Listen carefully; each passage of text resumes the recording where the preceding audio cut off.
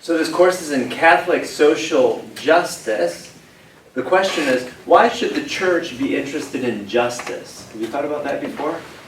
Why should the church be interested in civil things like justice? Okay, if you were a judge or an attorney, maybe you'd be interested in justice.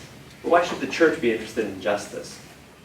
St. Thomas Aquinas, remember that he lived in the 13th century, died in 1275. He saw justice as a threefold virtue. St. Thomas of Aquinas said there are three types of justice. There's commutative justice, legal justice, and distributive justice. So the question becomes, what's the difference between those three types of justice for St. Thomas Aquinas? Commutative justice governs our one-to-one relationships with other people. So that, for instance, if you're an employee, you have a relationship with your employer, with your boss or supervisor, okay? Then commutative justice then would govern that relationship. What responsibilities does the employee have to the employer, and what responsibilities does the employer have to the employee? That's commutative justice. Legal justice, St. Thomas of Aquinas said, is the justice that we owe to the community. So, legal justice then, what are all those legal obligations that you have? As a citizen, as a member of the community, what do you owe the rest of us? Some of those things here in Austin, Texas include the paying of taxes, how it is that we're all going to share the cost of things like roads and bridges and public services. Okay, so we all pay taxes. Other legal justice might also include, for instance, the stopping at stop signs. Well, why should I have to stop at stop signs? We do that for public safety. There are certain rules that we all do to respect the safety of others. That then for St. Thomas Aquinas is legal justice. And then finally, distributive justice is what the community owes us. So legal justice is what we owe the community. Distributive justice, what the community owes us. Why is that important? Because if we're going to tax ourselves then, say we're all going to share, okay, we're all going to tax ourselves for the streets and the bridges and the public services that we offer, okay, then distributive justice makes sure that that is distributed in a just way. So what the community owes us or owes different people in the community. We want to recognize that societies are built by structuring institutions in a certain way.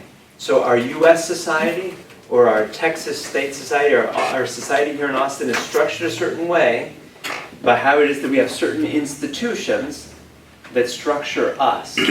So that, for instance, we structure our government in a certain way, right? Here in the city of Austin, currently in the city of Austin, we elect 11 people. 10 of them are elected by various districts to represent the people of those districts, and one is elected at large, the mayor. Okay, so we set up these structures of how we're going to represent ourselves. We set up the various markets that we participate in. Here in Austin, here in the United States, we have capitalism. If we wanted, we could set up a different market structure, but here, capitalism tends to reward people for doing certain things.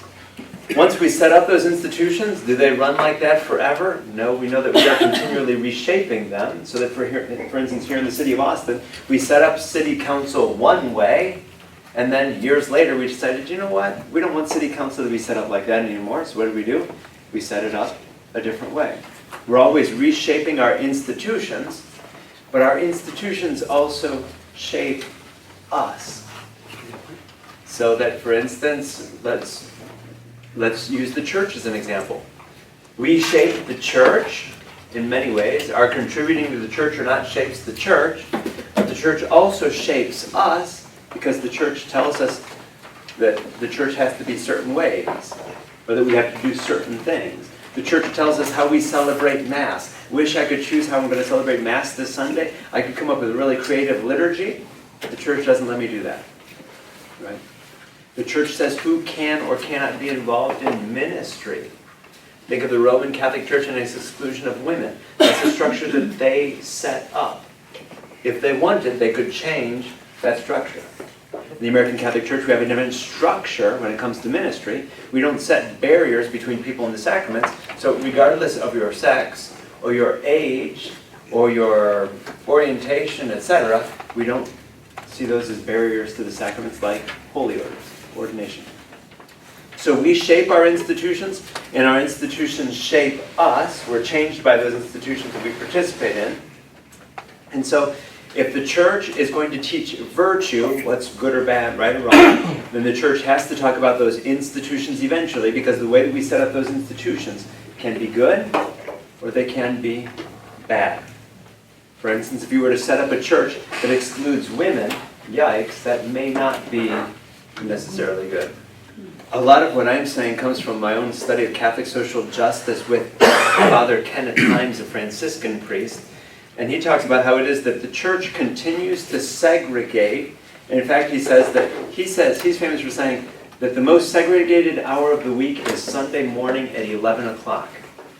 What is he saying? Essentially, look around at the churches, how it is that they have different masses. How interesting that different masses are for different people. And once you start having different masses for different people, then one set of people goes to one mass, one set of people goes to another mass. Think people who go to English mass versus people who go to a Spanish mass, and suddenly you're setting up this system. For instance, we could take as a corollary of that how it is that many parishes, like Holy Family, are actually two or more congregations coexisting. Right? Think about it for a moment. Holy Family has an English-speaking community, very active, very giving, has a Spanish-speaking community, very populous. How many times do those two communities interact and or intersect? Guilty. The Jamaica maybe? Excuse me? The Jamaica maybe? The Jamaica maybe. Right, there are different opportunities that we have, but it raises a question for all of us, how it is that we set up various structures, and then how it is that those structures do certain things. They cause us to relate in certain ways, which may be good or bad, right or wrong. But the thing about it though is that, it's like people, like I don't speak Spanish that well.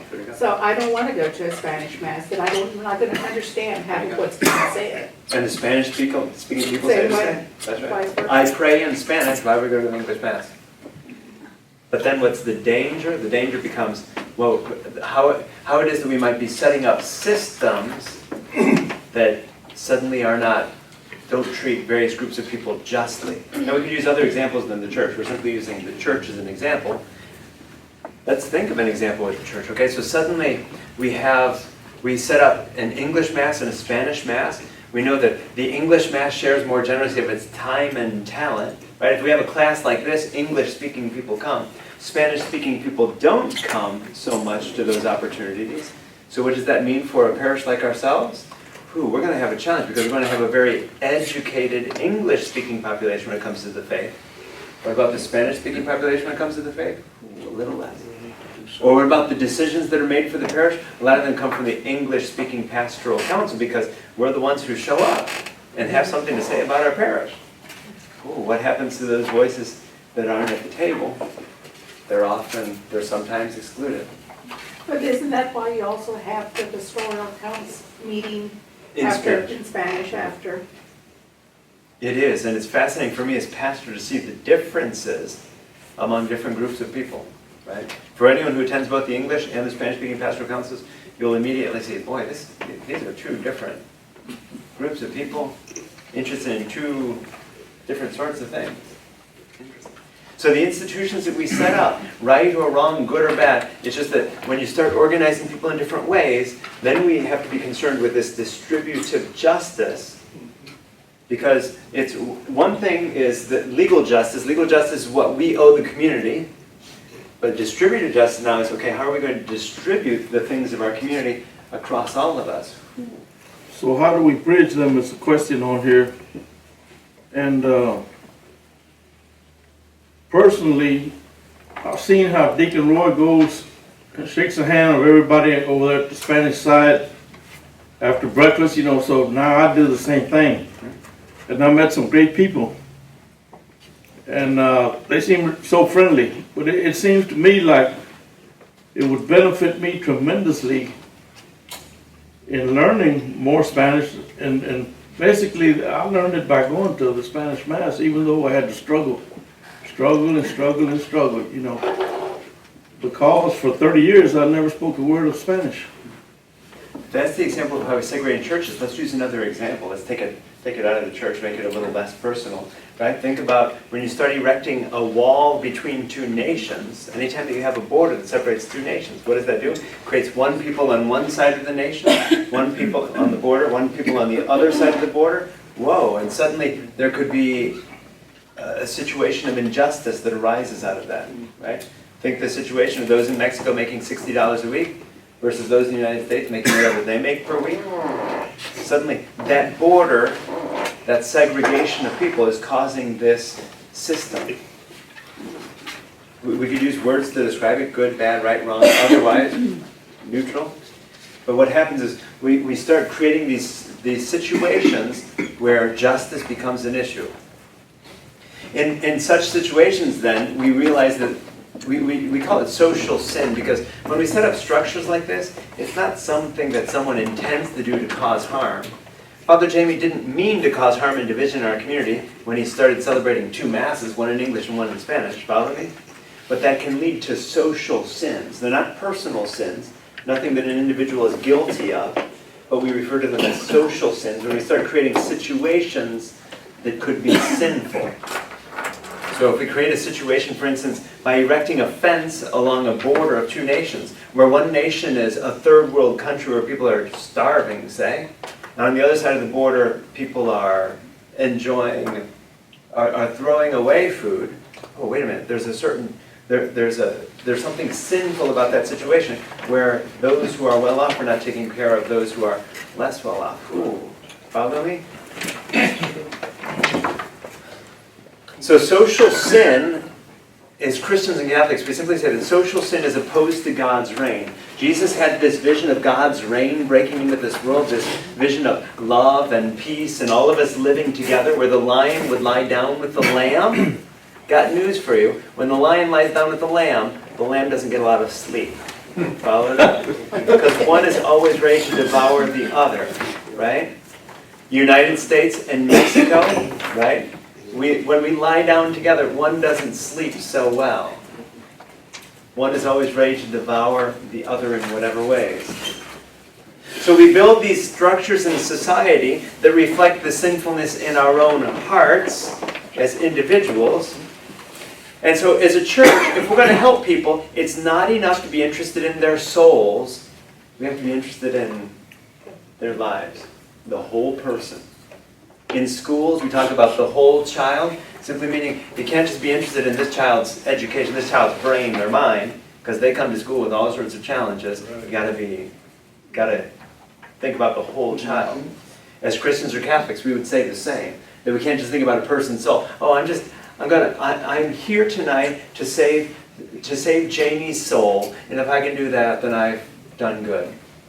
Okay, well, what does that help if Janie has to go home tonight and sleep in her car because she doesn't have a home? Follow me? Wait a minute. Should I not be concerned about more than just Janie's soul? Justice demands that we be concerned about more than just souls. And so the church has believed, the Catholic Church has believed that we should be interested in people's liberation. And so the term has come up during the 20th century, liberation theology. What does that mean? That we should be all about liberating people from whatever situations are holding them bound. Because in the end, we minister to people who are affected by various social contexts. And so, for instance, those persons who come to an English-speaking Mass probably have a different social context than persons who come to a Spanish-speaking Mass. There's something that's different about these two groups, and it's probably more than language. It could have to do with language, or immigration status, and or customs and beliefs and traditions, etc. Those two groups have many differences. We minister to people within their social context. Everyone comes from his or her context, and so we have to minister to people in their context. And so, in the context of these social situations that could be wrong or sinful, the question becomes, how do we help people to think through these issues that we face? Because a lot of them are complex ethical and moral issues. The last few courses have been about ethics and about moral theology. Okay, how do we help them to think through these issues of what's right, wrong, good, or bad, especially because the way that we set up our structures, our systems, our organizations, our societies could be bad or sinful as well.